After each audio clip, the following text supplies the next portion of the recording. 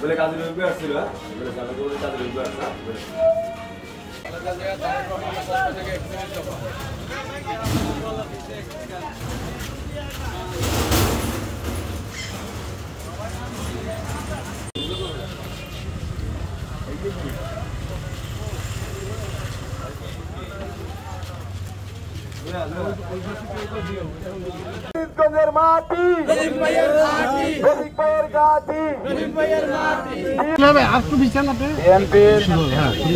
ছাত্রদল সহ বিভিন্ন অঙ্গ দলের ফরিদগঞ্জ উপজেলার নেতৃবৃন্দ, উপস্থিত মিডিয়ার সাংবাদিক বৃন্দ, আমি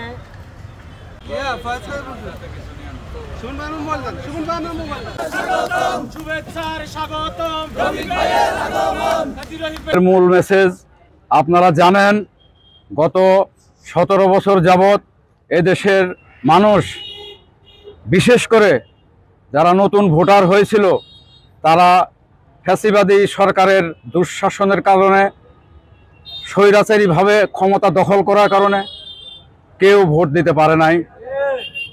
শুধু নতুন ভোটাররাই নয়, সাধারণ যারা ভোটার আছে তারাও কেউ ভোট দিতে পারে নাই। সেই কারণে ভোটকে নিশ্চিত করার জন্য নতুন ভোটার এবং সাধারণ ভোটাররা যেন তাদের ভোট নির্বিঘ্নে নিশ্চিন্তে দিতে পারে, যাকে খুশি তাকে স্বাধীনভাবে দিতে পারে, সেটা নিশ্চিত করার জন্য আমাদের দলের চেয়ারপারসন দেশনেত্রী বেগম খালেদা জিয়া এবং ভারপ্রাপ্ত চেয়ারম্যান জনাব তারেক রহমান সেই নির্দেশনা অনুযায়ী আমাদেরকে কাজ করার জন্য পরামর্শ দিয়েছেন এবং 31 দফা প্রণয়ন করেছেন। 31 দফার মধ্যে ভোট নিশ্চিত করা এবং স্বাধীনভাবে ভোট প্রদান করা একটি অন্যতম দফা।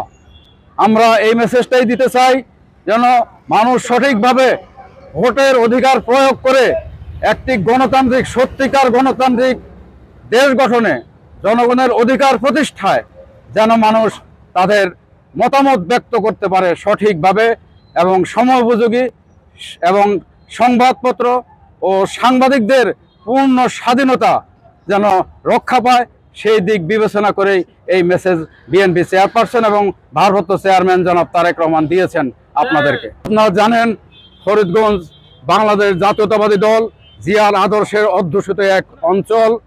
এই অঞ্চলের মানুষ জিয়ার আদর্শে বিশ্বাসী, খালেদা জিয়ার অবিচল নেতৃত্বে বিশ্বাসী, জননেতা তারেক রহমানের সুযোগ্য নেতৃত্ব ঐক্যবদ্ধ। তাই আমি আশা করব, হয়তো ফ্যাসিবাদী শাসকের দুঃশাসনের কালে এবং সঠিকভাবে নির্বাচন না দেওয়ার কারণে গত কয়েকটি আসনে, গত কয়েকটি বার আমরা ধানের শীষ মার্কা নিয়ে এখানে নির্বাচিত হতে পারিনি, আমরা ইলেকশন করতে পারিনি। আমি আশা রাখি আগামী ইলেকশনে ফরিদগঞ্জবাসী একজন যোগ্য, ফরিদগঞ্জের উন্নয়ন করতে পারবে, ফরিদগঞ্জের মানুষের সুখে দুঃখে থেকে এই ফরিদগঞ্জকে বাংলাদেশের সবগুলো উপজেলার মধ্যে একটি অন্যতম শ্রেষ্ঠ উপজেলায় পরিণত করতে পারবে, কৃষি, শিল্পে, বিপ্লবে, সব দিকে। এই জন্য একজন যোগ্য, সৎ, আদর্শবান এবং সুশিক্ষিত প্রার্থীকে ভোট দিয়ে জয়লাভ করবেন, সেই বিষয়ে আমি ফরিদগঞ্জবাসীর প্রতি আহ্বান জানাই। আমি এবারও ত্রয়োদশ জাতীয় সংসদ নির্বাচনে মনোনয়নের প্রত্যাশী।